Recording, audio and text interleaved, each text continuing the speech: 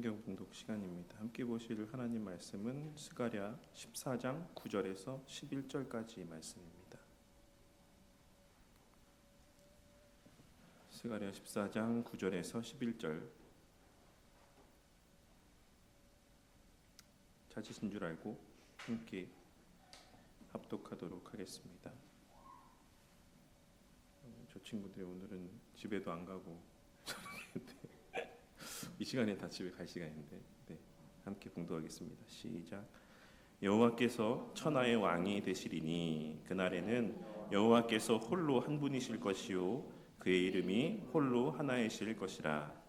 온 땅이 아라바 같이 되되 게바에서 예루살렘 남쪽 림몬까지 이를 것이며 예루살렘이 높이 들려 그 본처에 있으리니 베냐민 문에서부터 천문자리와 성 모퉁이 문까지 또 하나넬 망대에서부터 왕의 포도주 짜는 곳까지라. 사람이 그 가운데에 살며 다시는 저주가 있지 아니하리니 예루살렘이 평안히 서리로다. 아멘. 네, 오늘은 스가랴 14장 9절에서 11절까지의 말씀을 함께 나누도록 하겠습니다. 사실 오늘은 90, 11 이렇게 세 절이라서 제가 이제 막 설교 개요를 짜면서 오늘 설교 너무 빨리 끝나면 어떡하지? 이런 생각을 했는데 막상 이제 설교문을 작성하다 보니까 항상 분량이 비슷해지는 이 미스테리. 자료수가 많든 적든 설교의 분량이 비슷해지는 이런 또 놀라운 신비를 또 경험하면서 괜한 기우를 했다라는 생각을 했습니다. 오늘 우리가 함께 나눌 하나님 말씀은 9절에서 11절까지의 말씀인데 12장에서부터 우리는 계속해서 우리의 구원의 서정과 관련된 내용들을 이 스가랴 말씀을 통해서 함께 살펴보는 가운데 있습니다. 12장에서부터 하나님께서는 스가랴 선지자를 통하여서 하나님 편에서 주시는 중생케 하시는 은혜, 그리고 회심케 하시고 또한 칭의, 의롭다 여겨주시고 또한 성화되어져 가게 하시는 은혜들을 12장에서부터 이어지는 말씀들을 통해서 우리에게 말씀하여 주셨습니다.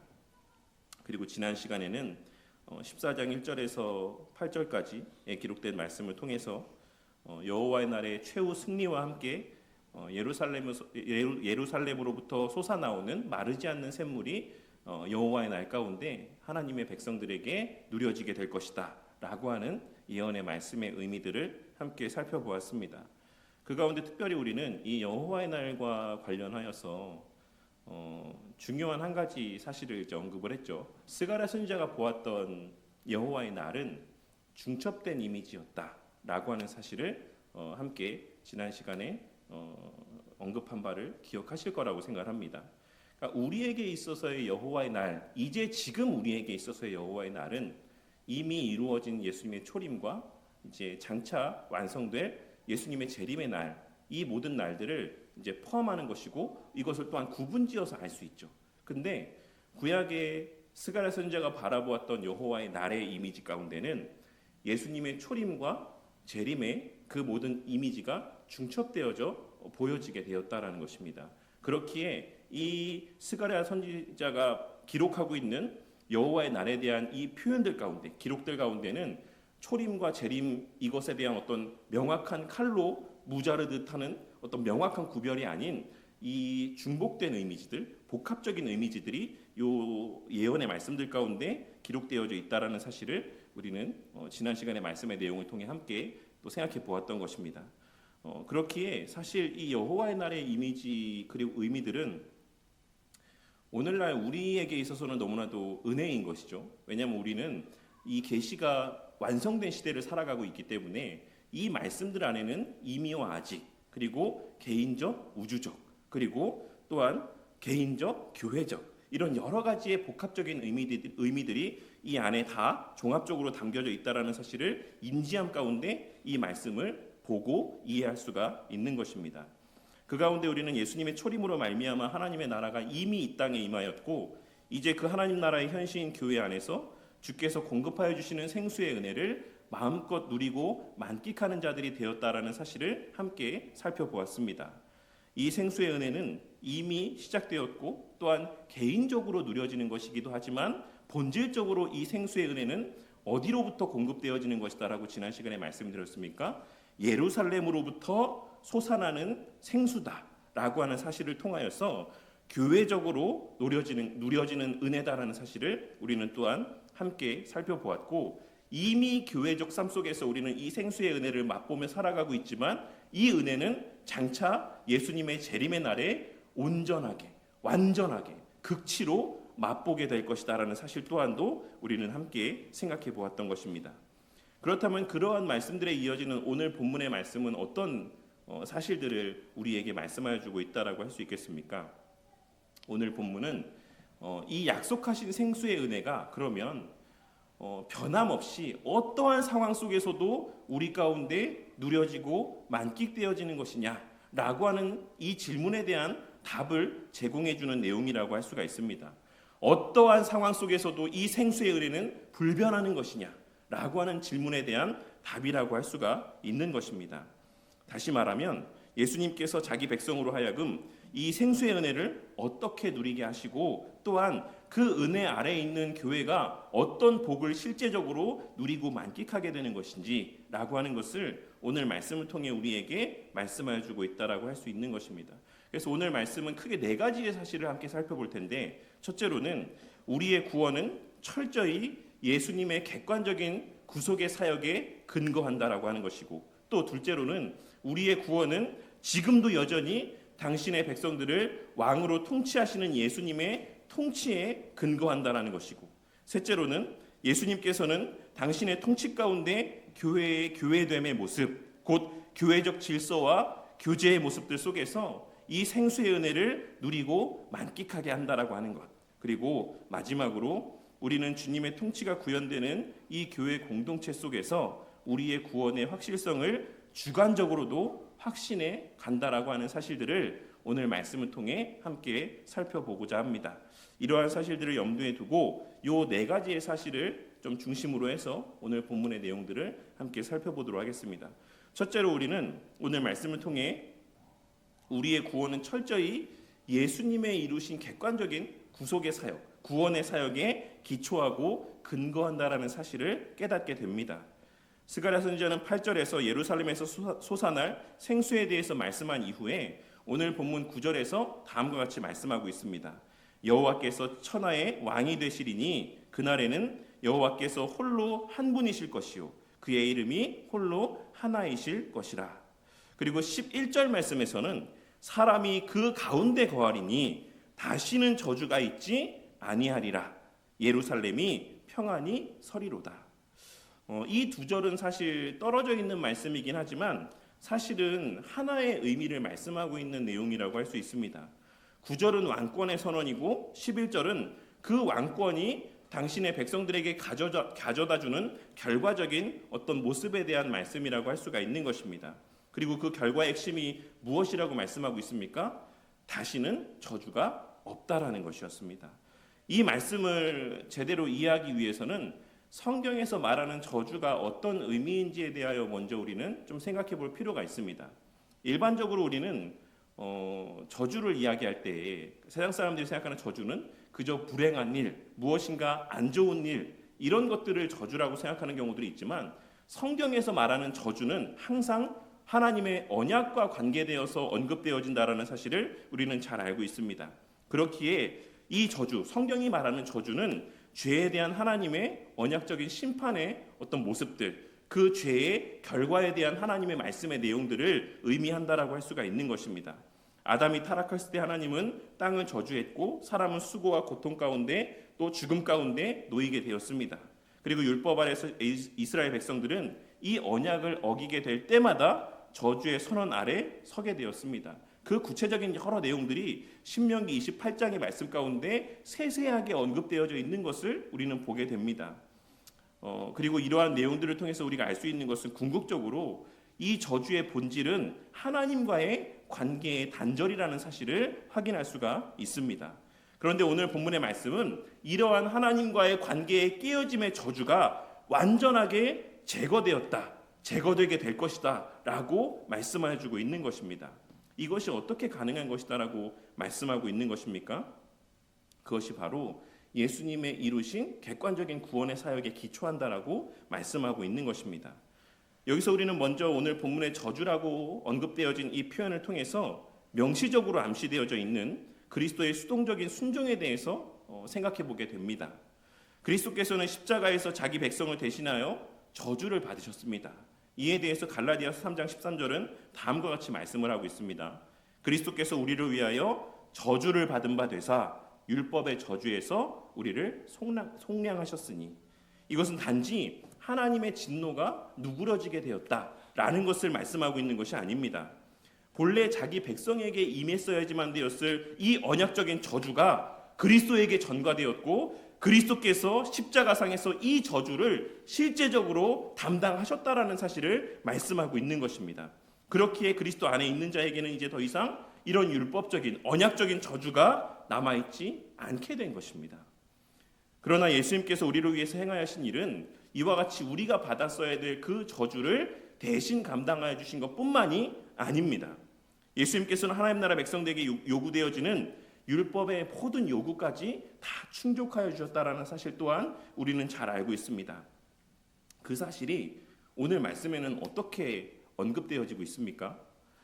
오늘 말씀에서 여호와께서 왕이 되실 것이다라고 하는 이 예언의 말씀 가운데는 그 이면에 당신의 백성들을 또한 당신의 백성 되게 하실 것이다라는 의미 또한 담겨 있다라고 할 수가 있습니다. 물론 오늘 말씀에서의 여호와의 왕 되심의 이 예언이 명시적으로 예수님의 능동적인 순종에 대한 것을 말씀하고 있는 것은 아닙니다. 그러나 여호와의 왕권 아래 거하는 하나님의 백성들의 그 의롭고 오늘 말씀에서의 그들이 예루살렘에서 이 복을 누리게 될 것이다라고 하시는 이 말씀, 그들이 내 백성이 되어서 예루살렘이라고 하는 이 하나님의 나라 그 도성에서 백성으로서의 그 모든 특권을 누리게 될 것이다라고 하시는 이 말씀 안에는 그리스도의 수동적인 순종뿐만 아니라 능동적인 순종에 의해서 획득하신 그 의를 우리 가운데 전가하여 주시는 의미 또한 그 이면에 담겨져 있다라고 할 수가 있는 것입니다. 그렇게 11절에 기록된 말씀인 하나님 나라 백성들이 예루살렘 가운데 살며 평안히 설 것이다라고 하는 이 말씀의 이면에는 예수님께서 당신의 나라 백성들의 왕으로서 그들에게 요구되었던 모든 율법의 요구를 다 충족하여 주셨다라고 하는 전제가 깔려 있는 예언의 말씀이라고 할 수가 있는 것입니다. 오늘 이 예언의 말씀은 메시아이신 예수님의 형벌 대속적인 죽으심과 그 충족하신 의의 전가를 통해 하나님 나라의 백성들이 범죄의 책임과 율법의 요구로부터 자유하게 되어 하나님 나라 안에 담대히 설 수 있는 근거를 얻게 될 것임을 말씀하고 있는 것이고, 실제로 이 예언은 예수님께서 십자가상에서 이루신 그 위대한 교환, 우리의 죄가 그리스도에게로, 그리스도의 성취하신 의가 우리에게로 전가되어지는 이 위대한 교환을 통해 실제로 성취되었다라는 사실을 우리는 기록된 말씀을 통해 분명하게 확인할 수가 있는 것입니다. 그러니 9절에서 말씀하고 있는 이 여호와의 왕권, 여호와의 날에 임하게 될, 드러나게 될 여호와의 왕권은 단순한 어떤 우주적인 통치, 그 자리에 오르실 것에 대한 말씀이 아닙니다. 이는 자기 백성을 위해 저주를 제거하시고 의를 확립하신 구속주 하나님의 왕권의 선언의 말씀이라고 할 수 있는 것입니다. 그리고 11절에 다시는 저주가 없다라고 하는 이 선언은 그 왕권이 자기 백성에게 가져다주는 결과를 말씀하고 있는 것입니다. 그리고 이 사실이 바로 하나님의 약속하신 생수의 은혜가 영원하고 불변하며 영원토록 유효할 수 있는 첫 번째 근거가 되는 것입니다. 이 생수의 은혜는 우리의 감정이나 우리의 상태나 우리의 신실함과 같은 것들의 영향을 받지 않습니다. 왜냐하면 이 생수의 은혜는 우리에게 기초한 것이 아니라 외적인 그리스도의 객관적인 그 사역에 기초한 것이기 때문입니다. 그렇기에 이 생수의 은혜, 하나님께서 약속하신 메시아로 말미암는 교회적인 이 생수의 은혜는 그 어떤 가변적인 상황과 조건 속에서도 흔들리지 않고 영원토록 유효할 수 있는 것입니다.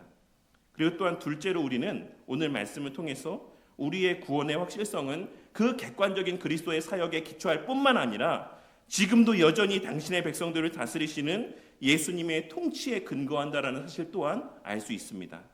9절의 말씀이 예수님의 구속사역의 측면에서의 의미를 담고 있는 말씀이기도 하지만 보다 더 본질적이고 어떤 표면적인 실제적인 의미는 예수님의 현재적인 통치, 지속적인 통치를 말씀하고 있는 의미가 더 크다라고 할 수가 있습니다. 그런데 여기서 스가랴 선지자가 말씀하고 있는 여호와께서 천하의 왕이 되시리니 라고 하는 이 표현은 하나님께서 이전에는 왕이 아니셨다가 이 이전까지는 왕이 아니셨다가 여호와의 날이 되면 왕이 되실 것이다 라고 하는 것을 말씀하는 것이 아니다라는 것입니다. 당연한 말이지만 하나님께서는 영원 전부터 영원까지 늘 천하의 만왕의 왕이 되시는 분이십니다. 하나님은 본래부터 온 세상의 창조주이시고 섭리자이시며 왕이신 것입니다. 그러므로 이 표현은 어떤 존재의 변화, 신분의 변화를 말씀하고 있는 것이 아니라 드러남의 변화를 말씀하고 있는 것입니다. 당신의 백성들의 불신과 반역 가운데 가려져 있었던 이 왕권이 여호와의 날에는, 하나님의 약속하신 그 날에는 더 이상 감추어지지 아니하고 공개적이고 우주적인 방식으로 분명하게 드러나게 될 것임을 말씀하고 있는 것입니다. 그런데 이 왕권은 단지 마지막 날, 예수님의 재림의 날에만 드러나게 될 것에 대한 것을 말씀하고 있는 것은 아닙니다. 우리가 지난 시간에 함께 나누었던 것처럼 오늘 말씀에서 이 스가랴 선지자가 말씀하고 있는 이 여호와의 날의 의미 가운데는 예수님의 초림의 의미와 재림의 의미가 다 담겨 있다라고 할 수가 있습니다. 예수님께서는 초림 가운데 하나님의 나라를 선포하셨고 십자가와 또 부활 사건을 통하여서 사탄의 죄와 사망의 권세를 결정적으로 깨뜨리셨으며 승천하셔서 하나님 우편에 앉으심으로 만왕의 왕으로 공적으로 선포되셨습니다. 예수님의 이 왕권은 재림의 날에 극치로 완성되겠지만, 드러나게 되겠지만 지금 이 순간에도 여전히 실제하며 실제적으로 실행되고 있는 권세인 것입니다. 이 사실을 예수님께서는 요한복음 10장 28절 말씀에서 명시적으로 말씀해 주셨습니다.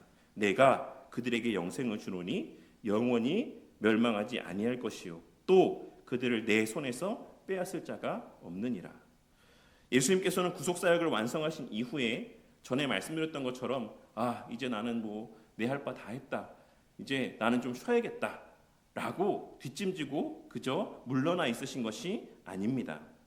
예수님께서는 지금 이 순간에도 만왕의 왕이자 당신의 백성들의 머리이시고 왕으로서, 그리고 무엇보다 홀로 한 분이시고 홀로 하나이신 왕으로서 자기 백성들을 능동적으로 돌보시고 다스리시며 그들이 실제로 그 구원의 복을, 이 구원의 복을 누리고 만끽하도록 통치하고 있으신 것입니다.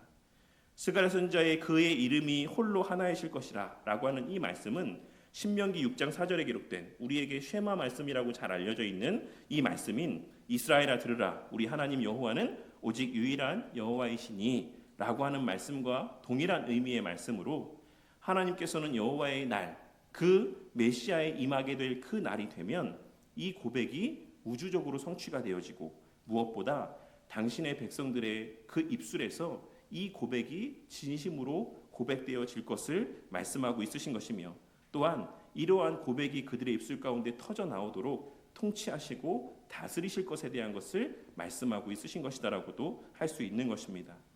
우리의 구원은 이 두 개의 기둥과 터 위에 서 있습니다.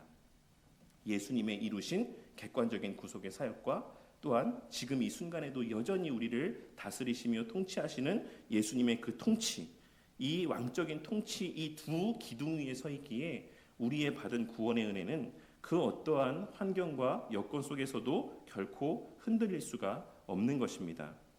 그렇다면 이 흔들림이 없는 약속하신 이 통치의 은혜, 이 구원의 은혜는 어떻게 당신의 백성들에게 누려지고 만끽되어지는 것이며 이 하나님의, 예수님의 이 왕적인 권세, 그 영광은 어떻게 발현되어지는 것이겠습니까? 그것은 바로 셋째로 우리가 살펴볼 내용인데 바로 교회적인 질서와 그 교회적인 질서를 통해 발현되게 하시는 교회의 교회됨의 모습, 곧 아름다운 성도의 교제의 모습을 통해서인 것입니다. 우리는 그 사실을 10절에 기록된 말씀의 내용을 통해 확인할 수가 있습니다. 스가랴 선지자는 이어지는 10절 말씀에서 다음과 같이 말씀하고 있습니다.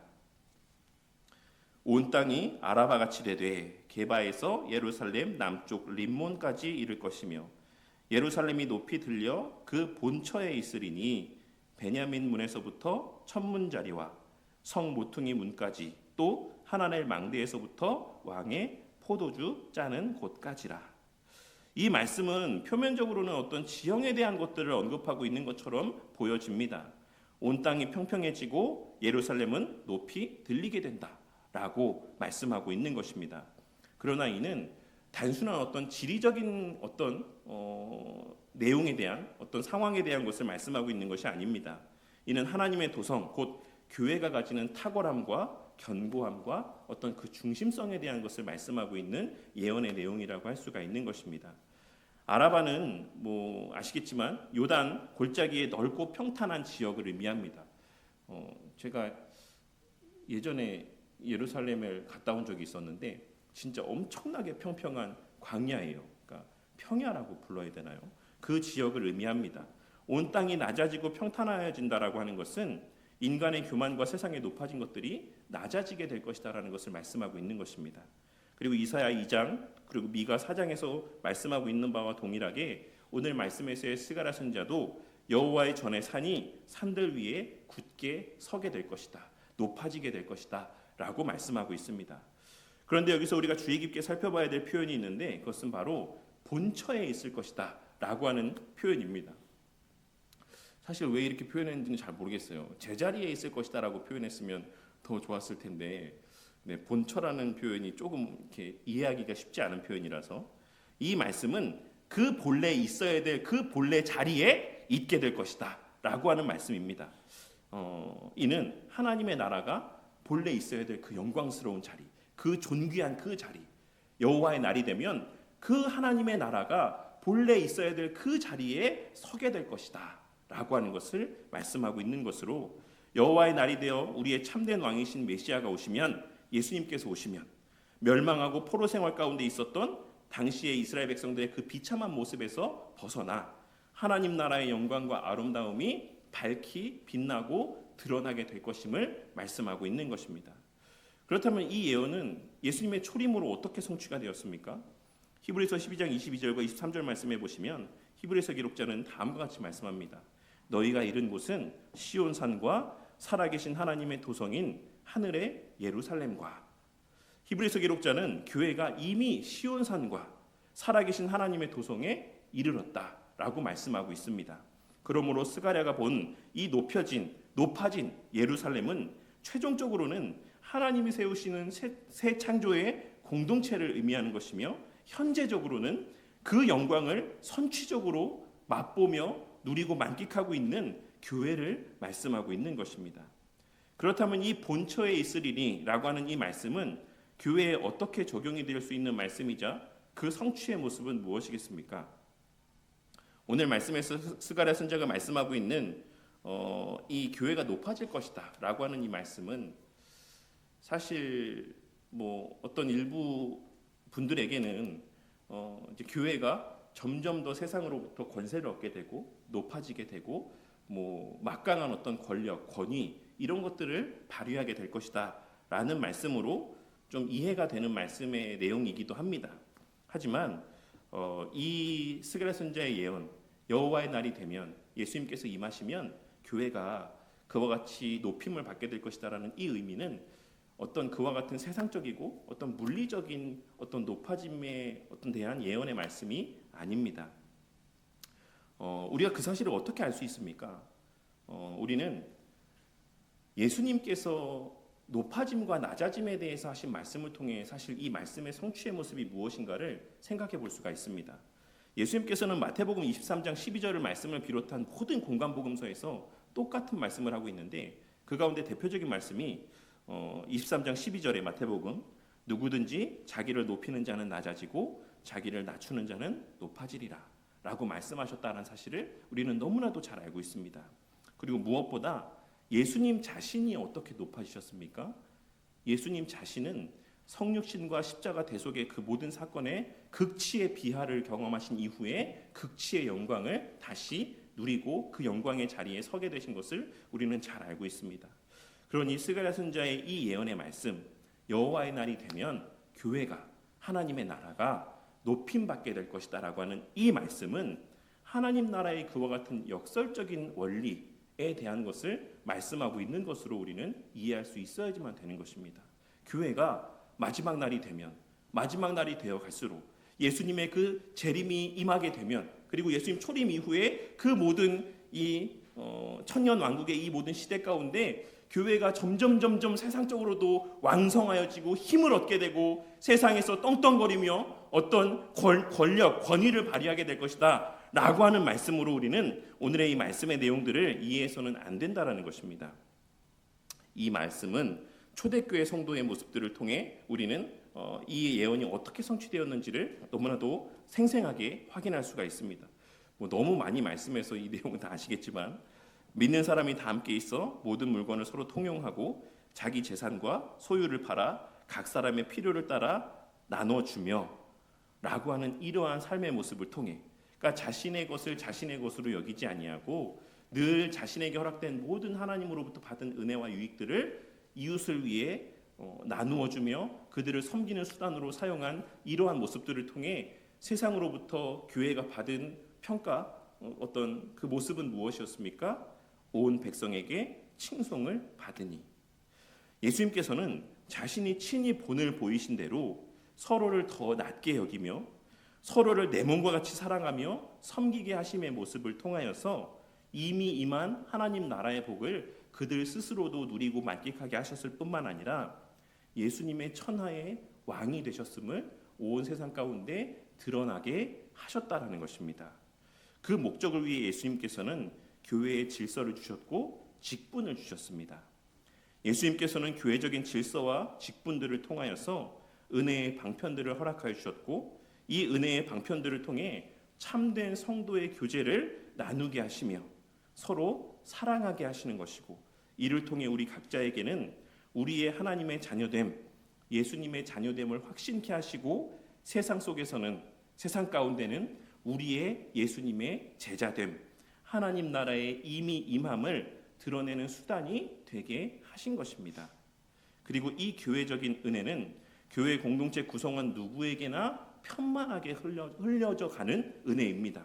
오늘 본문 10절의 하반부에 베냐민 문에서부터 천문자리와 성모퉁이 문까지, 또 하나나엘 망대에서부터 왕의 포도주 짜는 곳까지라 라고 하는 이 말씀은 하나님의 약속하신 모든 지역이 다 이 은혜를 누리게 될 것이다 라고 하시는 말씀의 내용입니다.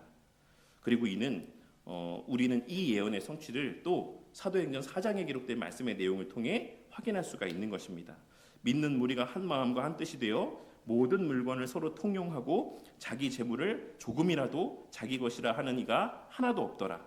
사도들이 큰 권능으로 주 예수의 부활을 증언하니 무리가 큰 은혜를 받아 그 중에 가난한 사람이 없으니, 그 중에 가난한 사람이 없으니 이는 밭과 집 있는 자는 팔아 그 판 것의 값을 가져다가 사도들의 발 앞에 두매 그들이 각 사람의 필요를 따라 나누어 줌이라.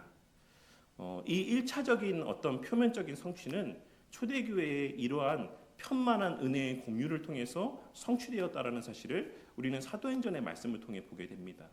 우리가 주님께서 가르치신 기도의 내용 가운데 우리의 일용할 양식이 담고 있는 의미가 어떤 의미인지 소요리 문답을 통해서도 여러 교리의 내용을 통해서도 이미 살펴본 바가 있지 않습니까?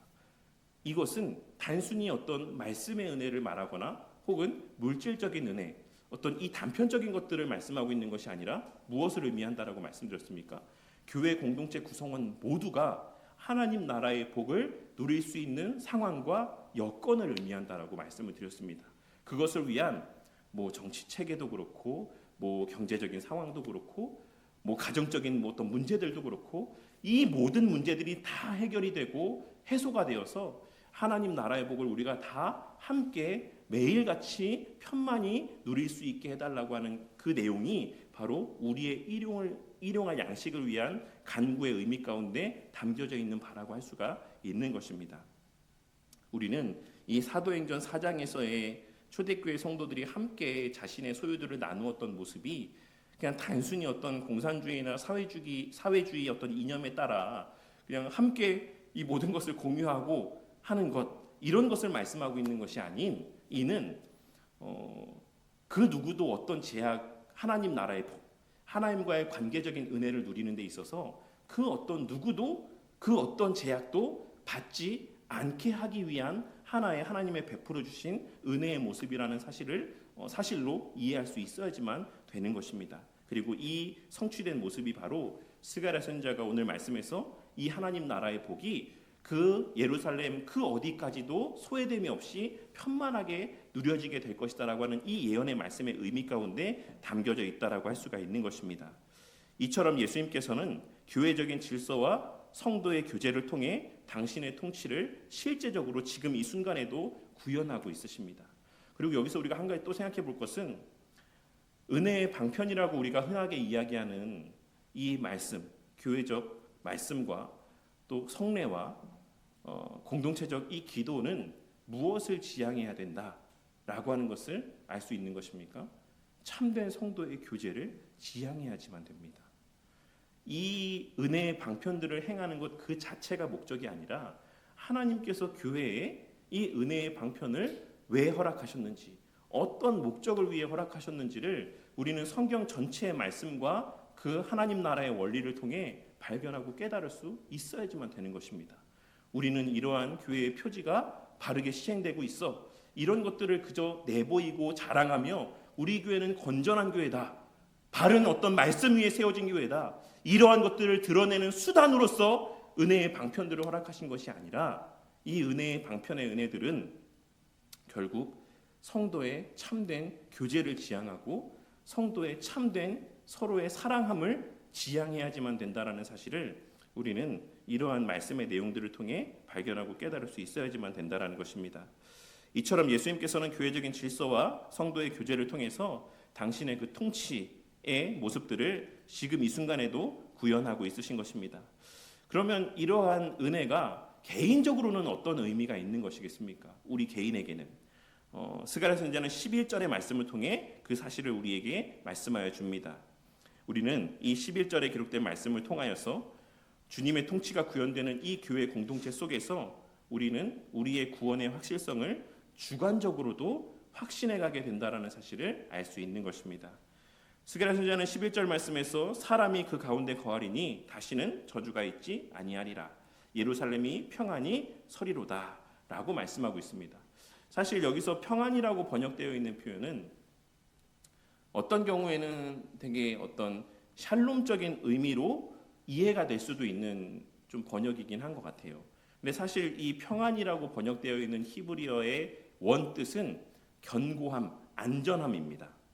어떤 내면적인 우리가 느끼는 어떤 평안함이나 어떤 하나님과의 관계적 질서 안에서의 어떤 그러한 온전함의 상태를 의미하는 것은 아닌 것입니다. 물론 이 샬롬의 상태의 결과가 이런 어떤 또 견고함, 안전함을 의미할 수도 있겠죠. 하지만 1차적인 의미는 안전하게, 안심하고 두려움 없이 그들이 이 예루살렘에 직접적으로는 이 교회라는 공동체 가운데 거하게 될 것이다 라고 하는 의미로 이해할 수가 있는 것입니다. 곧 본문은 대적의 위협과 심판의 공포가 제거된 결과로서 하나님의 백성들은 이 예루살렘, 하나님의 나라, 하나님의 도성 안에서 더 이상 그 어떤 것도 두려워하지 아니하며 그 성 밖으로 내쳐질 것을 두려워하지 아니하며 담대히 그 예루살렘 성 안에 거하게 될 것을 말씀하고 있는 것입니다. 그런데 이스라엘 백성들이 이 평안함, 곧 구원의 확신을 어디서 누리게 된다라고 말씀하고 있는 것입니까? 오늘 본문에 그 가운데 거하며 누리게 될 것이다 라고 말씀하고 있는 것입니다. 하나님께서는 스가랴 선지자를 통해 성도의 구원의 확신은 개인이 하나님의 행하신 객관적인 사실들을 머리로 깨달음을 통해서 누리고 만끽하게 되는 것이 아니라고 말씀하고 있는 것입니다.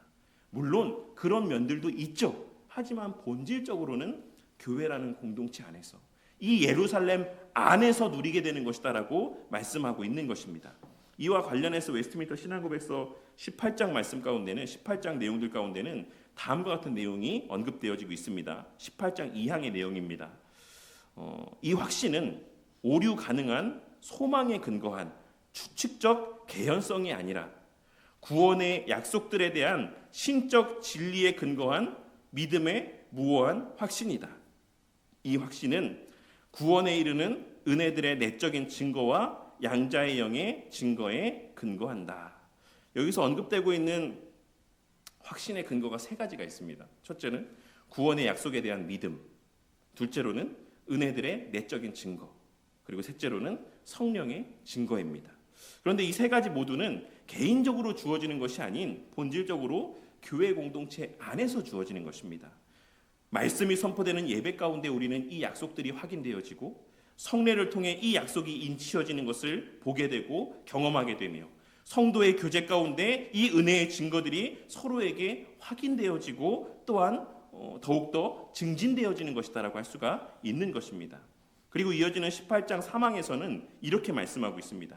이 틀림없는 구원의 확신은 믿음의 본질에 속한 것이 아니므로 참된 신자라 할지라도 오랫동안 기다리고 많은 어려움들을 겪은 이후에야 비로소 이 구원의 확신을 얻게 되는 수도 있다. 그러나 성령께서 허락하시는 이 확신은 누가 주는 것입니까? 성령 하나님께서 주시는 것이죠. 성령 하나님께서 주시는 이 확신은 특별한 계시가 없이도 통상적인 방도들을 바르게 사용함으로써 얻을 수 있다. 여기서 핵심 표현은 무엇인 것 같으십니까? 통상적인 방도들을 바르게 사용함으로써입니다. 구원의 확신은 하늘에서 갑자기 뚝 하고 떨어지는 것이 아닙니다. 말씀과 기도와 성례와 거기에 더하여 이 은혜의 방편에 앞서 말씀드렸던 지향점이자 결과라고 할 수 있는 성도의 교제라고 하는 이 통상적인 방도들을 통하여서 점진적으로 자라가고 또한 견고해지는 것입니다. 성도들은 말씀을 듣고 성례를 행하며 공동체적인 기도 가운데 구원을 확신케 되어져 가고 또한 교회 공동체 안에서의 성도의 교제를 통해 그 사실이 실제로 경험되고 확인되어져 가는 과정 가운데 점점 더 깊어져 가고 견고해져 가는 것입니다. 그러한 맥락에서 18장 4항은 이렇게 말합니다. 참된 신자들도 여러 가지 이유로 구원의 확신이 흔들리거나 약해지거나 일시적으로 중단될 수도 있다. 너무 무서운 말이죠. 구원의 확신이 그냥 일시적으로 약해지는 정도가 아니라 중단될 수가 있다라고 합니다. 이 말은 어떤 의미입니까? 나는 구원받지 못했나 봐. 나는 택자가 아닌가 봐. 라고 하는 생각에까지도 갈 수 있다라고 말씀하고 있는 것입니다. 근데 이렇게 되는 이유에 대해서 말씀하기를 이는 확신을 유지하는 일에 게으름을 피우거나 양심을 상하게 하고 성령을 근심하게 하는 특정한 죄에 빠지거나 갑작스럽고 강한 시험에 노출되거나 하나님께서 그분의 얼굴빛을 거둘 때이다. 이 또한도 되게 무서운 말이지만 성도의 신앙의 여정 가운데는 시험에 노출될 때도 있지만 우리가 특정한 죄에 빠져서 이렇게 될 때도 있지만 또 어떤 때도 있다라고 말씀하고 있는 것입니까? 하나님께서 그분의 얼굴빛을 어떠한 이유에서든지 거두실 때가 있다라고 말씀하고 있는 것입니다. 그러나 그들은 하나님의 씨와 믿음의 생명과 그리스도와 형제들에 대한 사랑과 의무에 대한 진실한 마음, 하나님의 자녀라는 의식이 완전히 사라지지 않으므로 때가 되면 성령의 역사로 이 확신이 회복된다. 이 회복되는 것, 이 구원의 확신과 무엇을 관계 연결지어서 말씀하고 있는 것입니까? 하나님의 씨, 믿음의 생명, 그리스도와 형제들에 대한 사랑, 의무에 대한 진실한 마음, 하나님의 자녀라는 의식. 우리는 이 고백의 내용을 통해 몇 가지 중요한 사실을 알게 됩니다. 구원의 확신은 단번에 자동적으로 고정되는 것이 아니다라는 것입니다.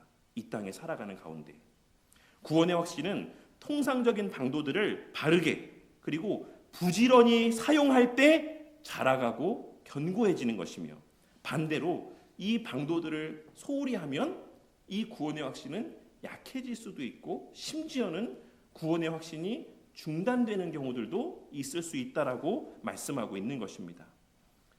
그런데 이 방도들은 다 어디서 나타나고 실행되는 것이겠습니까? 교회 공동체 안에서 행하여지는 것입니다. 그러므로 11절에 예루살렘이 평안히 서리로다 라고 하는 이 말씀은 단지 하나님 편에서 일방적으로 그냥 우리가 가만히 있어도 너희들의 그 구원의 확신을 내가 보장해 줄 거야 라고 하는 말씀이 아닙니다. 교리적인 내용들과 함께 종합적으로 생각해 보았을 때 이는 왕 되신 주님의 통치가 구현되는 교회 공동체 안에서 통상적인 방도들이라고 할 수 있는 은혜의 방편들과 성도의 교제를 통하여 성도가 이 안전을 실제로 경험하고 확신해 가게 될 것이라는 말씀이자 그렇게 하실 것이다라는 약속의 말씀이라고 할 수가 있는 것입니다.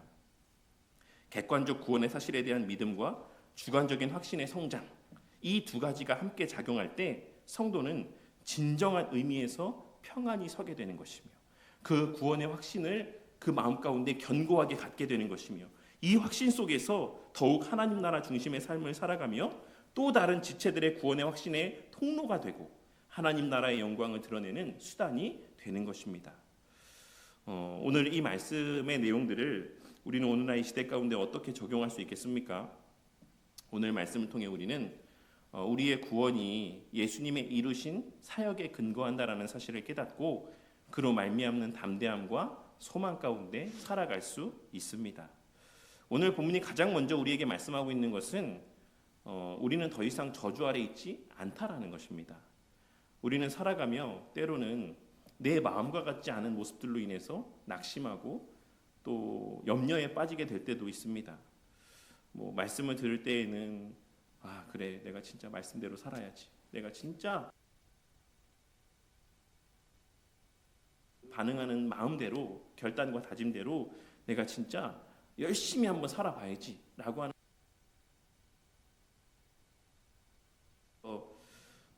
또 삶의 현장으로 걸어가게 되면 또 그 안에서의 여러 가지 뒤흔드는 일들로 말미암아 그러한 다짐대로 살지 못하는 우리의 모습을 발견하게 될 때가 있고 우리 자신의 마음 가운데 나는 구원받지 못한 것이 아닐까? 나는 거듭난 또 있는 것입니다. 하지만 오늘 말씀을 통해 하나님께서는 우리에게 더 이상 그 어떤 율법의 요구도 우리가 행해야 될 구원의 조건으로서의 율법의 요구는 더 이상 남아있지 않다라고 말씀합니다. 예수님께서 우리를 대신하여 율법의 모든 요구를 충족하셨으며 부활하심을 통해 이 주셨습니다. 그리고 지금 이 순간에도 그 예수님께서는 만왕의 왕이자 교회의 쉬지도 아니하시며 일하고 계신다라는 사실, 우리를 통치하고 계신다라는 사실을 바랍니다. 하나님께서 그 무엇도 우리를 그 하나님의 사랑에서 끊을 수 없다. 우리가 열심을 다해서 교회 봉사를 할 때만 해당되는 말씀이 아닙니다. 이 말씀은 내 확신이 완전히 사라진 것만 같이 여겨지는 그와 같은 암흑의 때에도 여전히 분명하게 깨닫게 되는 은혜가 있으시기를 바란다는 것입니다. 그래서 자꾸 제가 현설을 얘기해서 너무 미안하긴 한데 때로는 저희 좋게 말하면 담대함이고 좀 나쁘게 말하면 뻔뻔함의 마음도 가질 수 있는 저와 우리 모두가 혼이 나고 해도 언제 내가 혼났냐는 듯이 너무나도 당당. 요즘에 얼마나 용돈을 달라고 그러는지 분명히 주일에 용돈을 이렇게 줬는데도 것도 없습니다. 잘한 거나 있으면서 얘기를 하면 모르겠는데 나 지금 목마르니까 1,000원만 보내줘. 나 지금 어디 짝여사 있으니까 여기로 입금해줘. 마치 돈을 맡겨놓은 그렇게 당당하게 자신의 것들을 자신의 것도 아니죠. 현서가 이렇게 당당하게 전화를 해서 돈을 맡겨놓은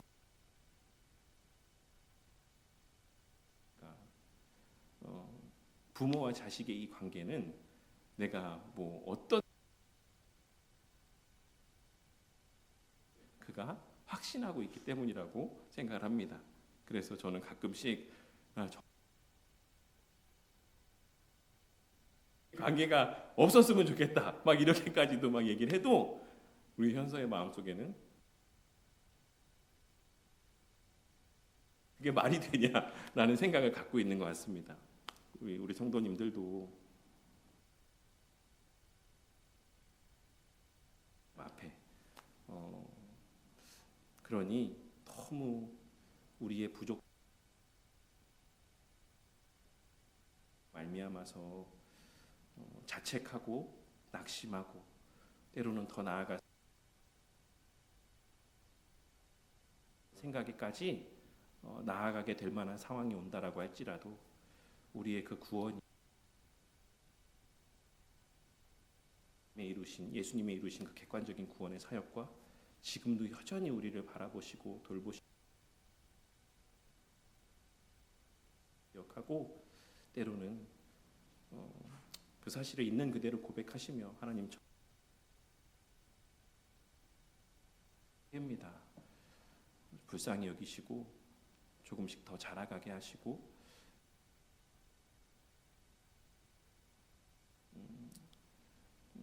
우리에게 그러한 또 믿음의 은혜들을 또 뻔뻔하게라도 하나님 앞에 기도할 수 있는 또 저와 우리 모두가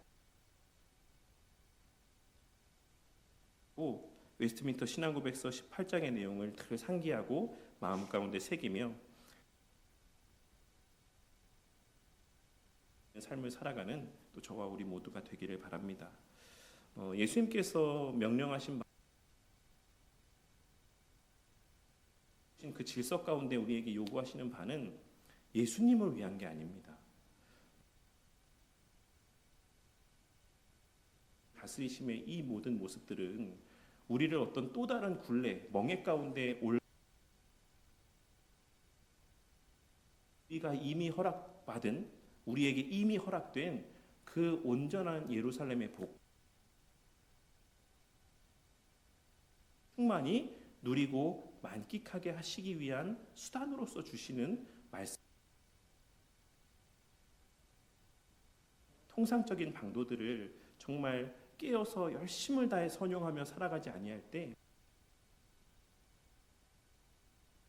우리는 이러한 순간들을 경험하게 될 수 있지만 반대로 하나님께서 말씀 선용하며 살아갈 때 우리 안에 이 구원의 확신이 더욱더 풍성하여지고 마신 그 모든 사랑의 계명들 하나님을 사랑하고 이웃을 내 몸과 모든 하나님의 명령의 말씀들에 순복하며 살아가는 저와 우리 모두가 됨 우리의 마음 가운데 구원의 확신이 더욱 견고하게 자라가는 은혜가 있기를 바랍니다. 로는 이러한 삶이 교회가 진정으로 그 본래 모습인 것을 깨닫고 명심함 가운데 살아가는 저와 우리 모두가 되기를 바랍니다. 목소리가 안 나오게 될 수가 있어서 네, 하나님 나라의 원리 오늘 가지고 낮아질 것이 낮아지는 것이었습니다. 죄송합니다. 잠시만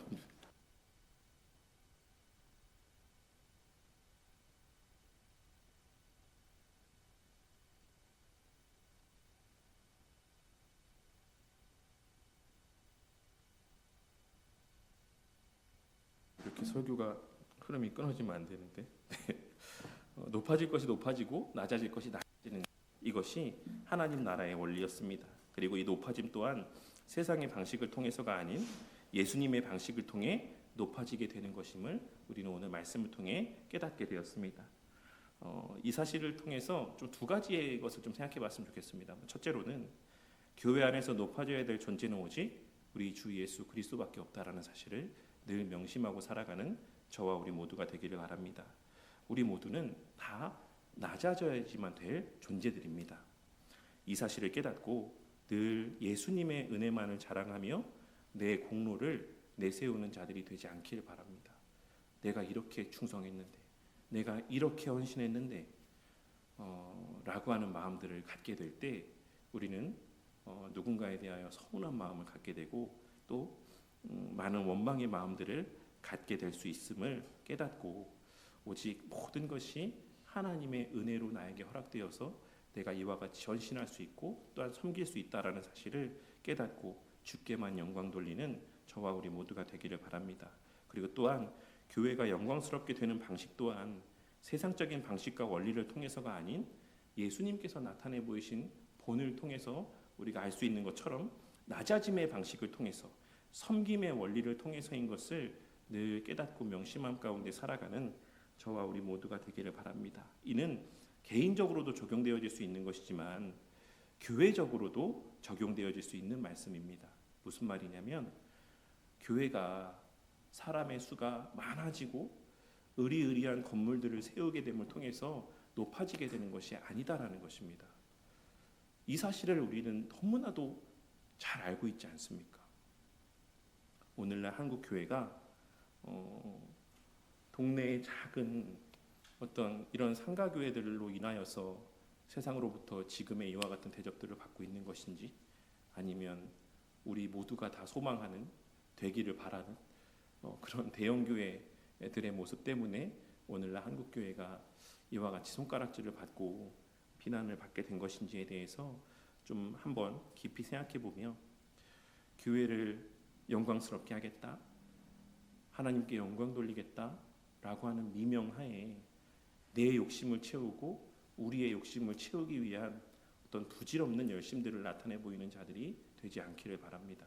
하나님의 영광, 교회의 영광은 그와 같이 세상적인 어떤 높아짐을 통해서 드러나는 것이 아니라 하나님 나라의 원리인 낮아짐을 통해서 드러나게 되는 것임을 기억하고 우리 교회가 내적으로도 서로를 더 낮게 여기며 섬기는 그러한 교회가 공동체가 되고 또한 지역 안에서도 또 이 지역 가운데 섬김의 본을 나타내 보이는 그러한 교회가 되어서 진정한 의미에서의 교회가 있어야 될 그 자리, 그 본처에 자리하게 되고 하나님의 영광을 드러내는 그러한 우리 바른교회 공동체가 되기를 바랍니다.